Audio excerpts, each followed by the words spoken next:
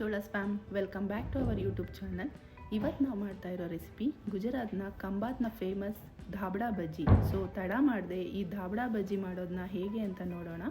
ವಿಡಿಯೋನ ಸ್ಕಿಪ್ ಮಾಡದೆ ಕೊನೆವರೆಗೂ ನೋಡಿ.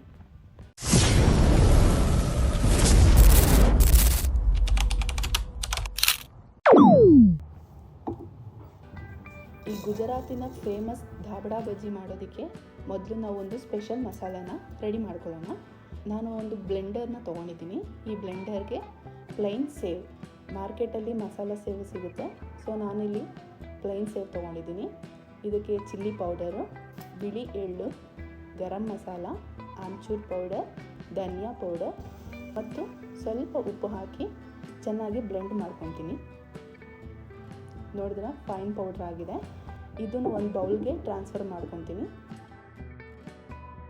ಇದಕ್ಕೆ ಸ್ವಲ್ಪ ಕೊತ್ತಂಬರಿ ಸೊಪ್ಪನ್ನು ಹಾಕಿ ಮಿಕ್ಸ್ ಮಾಡ್ಕೊತೀನಿ.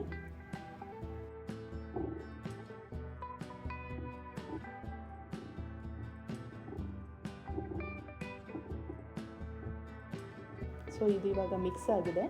ಸೊ ನಮ್ಮ ಸೂಪರ್ ಧಾಬಡಾ ಬಜ್ಜಿ ಮಸಾಲ ರೆಡಿ ಆಯಿತು. ಸೊ ನೆಕ್ಸ್ಟ್ ಸ್ಟೆಪ್ ನಾವು ಇವಾಗ ಏನು ಮಾಡೋಣ ಅಂದರೆ, ಈ ಧಾಬಡಾ ಬಜ್ಜಿ ತಿನ್ನೋದಕ್ಕೆ ಸೈಡ್ ಡಿಶ್ ಆಗಿ ಒಂದು ಸ್ಪೆಷಲ್ ಚಟ್ನಿನ ರೆಡಿ ಮಾಡ್ಕೊತೀನಿ. ಸೊ ನಾನಿವಾಗ ಅದೇ ಬ್ಲೆಂಡರ್ನ ಯೂಸ್ ಮಾಡ್ತಾಯಿದ್ದೀನಿ. ಈ ಬ್ಲೆಂಡರ್ಗೆ ಅರ್ಧ ಕಪ್ಪು ನೀರು,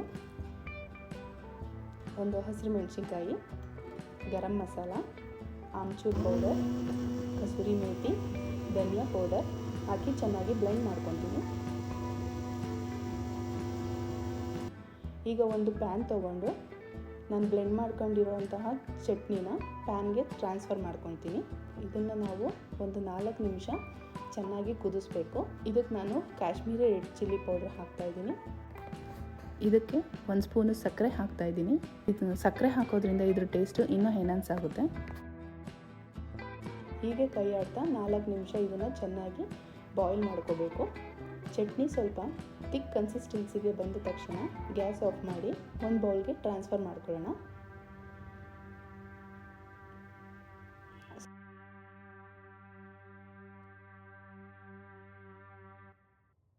ಸೊ ಈಗ ಒಂದು ಬೌಲ್ಗೆ ಟ್ರಾನ್ಸ್ಫರ್ ಮಾಡ್ಕೊಂಡಿದ್ದೀನಿ. ಈ ಮಸಾಲ ಪೌಡ್ರಿಗೆ ಮತ್ತು ಚಟ್ನಿಗೆ ಎರಡಕ್ಕೂ ನಾನು ಸ್ವಲ್ಪ ಲೆಮನ್ನ ಸ್ಕ್ವೀಸ್ ಮಾಡ್ತಿದ್ದೀನಿ. ಸೊ ಲೆಮನ್ ಸ್ಕ್ವೀಸ್ ಆದಮೇಲೆ ಚೆನ್ನಾಗಿ ಮಿಕ್ಸ್ ಮಾಡ್ಕೊಳ್ಳೋಣ. ಸೊ ನಮ್ಮ ಈ ಸೆಕೆಂಡ್ ಸ್ಟೆಪ್ಪು ಕಂಪ್ಲೀಟ್ ಆಯಿತು.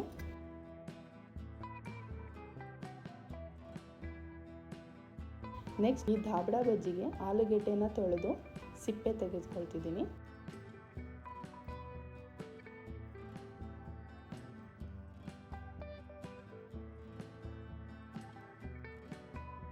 ಹಾಗೆ ಒಂದು ಪೊಟೊಟೊ ಸ್ಲೈಸರ್ನ ತೊಗೊಂಡು ಈ ಆಲೂಗೆಡ್ಡೆನ ಸ್ಲೈಸ್ ಮಾಡ್ತಾಯಿದ್ದೀನಿ.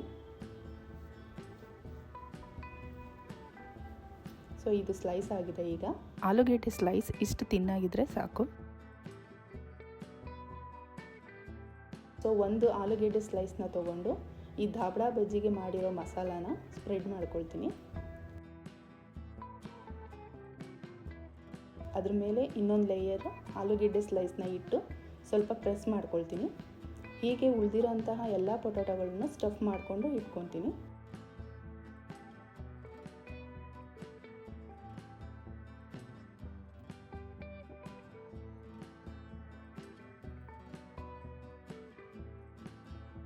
ಇದು ಇವಾಗೆಲ್ಲ ಸ್ಟಫ್ ಆಗಿದೆ.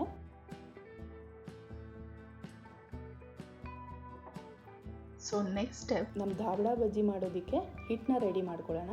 ಒಂದು ಬೌಲ್ಗೆ ಕಡಲೆ ಹಿಟ್ಟು, ಕಾರ್ನ್ಫ್ಲೋರ್. ಈ ಕಾರ್ನ್ಫ್ಲೋರ್ ಹಾಕೋದ್ರಿಂದ ಬಜ್ಜಿ ತುಂಬ ಕ್ರಿಸ್ಪಿ ಆಗಿರುತ್ತೆ. ಸೊ ಅದಕ್ಕೆ ನಾನು ಕಾರ್ನ್ಫ್ಲೋರ್ನ ತೊಗೊಂಡಿದ್ದೀನಿ. ಇದಕ್ಕೆ ಸ್ವಲ್ಪ ಉಪ್ಪು. ಇದು ಸ್ಪೆಷಲ್ ಬಜ್ಜಿ ಮಸಾಲ. ಈ ಬಜ್ಜಿ ಮಸಾಲ ಬೇಕು ಅಂತಂದರೆ ಕಮೆಂಟ್ ಮಾಡಿ, ನಾನು ಅದು ಹೇಗೆ ಮಾಡೋದು ಅಂತ ನಿಮಗೆ ತೋರಿಸ್ಕೊಡ್ತೀನಿ. ಇದಕ್ಕೆ ಸ್ವಲ್ಪ ಒಂದು ಚಿಟಿಕೆ ಅಡುಗೆ soda, chilli powder, turmeric powder, ಹಾಗೆ ಸ್ವಲ್ಪ ಹಿಂಗನ್ನ ನಾವು ಮಿಸ್ ಮಾಡಲೇಬಾರ್ದು. ಏಕೆಂದರೆ ನಾವು ಕಡಲೆ ಹಿಟ್ಟು ಹಾಕ್ತಿದ್ದೀವಿ ಅಂದರೆ ಹಿಂಗೆ ಹಾಕಲೇಬೇಕು. ಇದು ಗ್ಯಾಸ್ಟ್ರಿಕ್ನ ಬ್ಯಾಲೆನ್ಸ್ ಮಾಡುತ್ತೆ. ಹೀಗೆ ಸ್ವಲ್ಪ ನೀರು ಹಾಕ್ಕೊಂಡು ನಮಗೆ ಬಜ್ಜಿ ಅದಕ್ಕೆ ಒಂದು ಮೀಡಿಯಮ್ ಥಿಕ್ ಕನ್ಸಿಸ್ಟೆನ್ಸಿಗೆ ಹಿಟ್ಟನ್ನ ನಾವು ಮಾಡ್ಕೋಬೇಕು.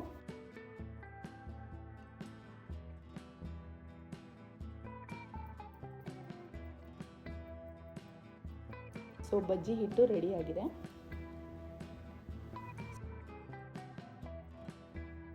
ಸೊ ಇವಾಗ ನೆಕ್ಸ್ಟ್ ಸ್ಟೆಪ್ ಬಂದು ಫ್ರೈ ಮಾಡಬೇಕು.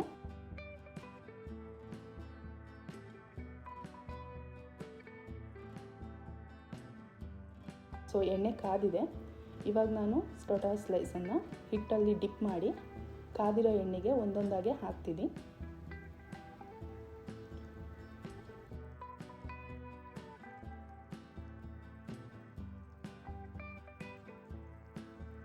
ಇದಿವಾಗ ಹಾಕಿದ್ದಾಗಿದೆ. ಒಂದು ಮೀಡಿಯಮ್ ಫ್ಲೇಮಲ್ಲಿ ಇದನ್ನು ಚೆನ್ನಾಗಿ ಫ್ರೈ ಮಾಡ್ಕೊಳ್ಳೋಣ. ಒಂದು ಸೈಡ್ ಫ್ರೈ ಆದಮೇಲೆ ಇನ್ನೊಂದು ಸೈಡು ತಿರುಗಿಸ್ತಿದ್ದೀನಿ.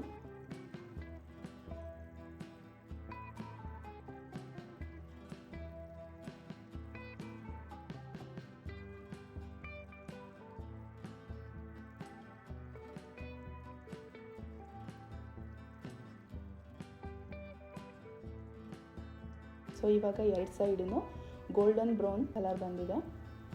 ಸೊ ಇದು ಇವಾಗ ಚೆನ್ನಾಗಿ ಫ್ರೈ ಆಗಿದೆ. ಇದನ್ನು ನಾನು ಆಯಿಲಿಂದ ರಿಮೂವ್ ಮಾಡ್ಕೊಳ್ತೀನಿ.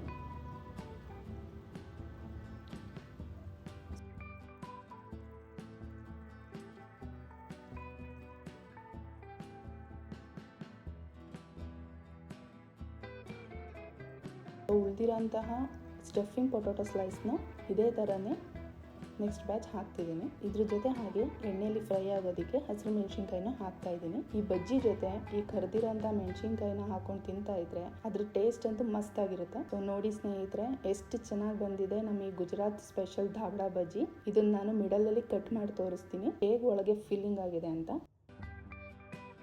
ನೋಡಿ ಮಸಾಲೆ ಎಷ್ಟು ಚೆನ್ನಾಗಿ ಫಿಲ್ಲಿಂಗ್ ಆಗಿದೆ ಅಂತ.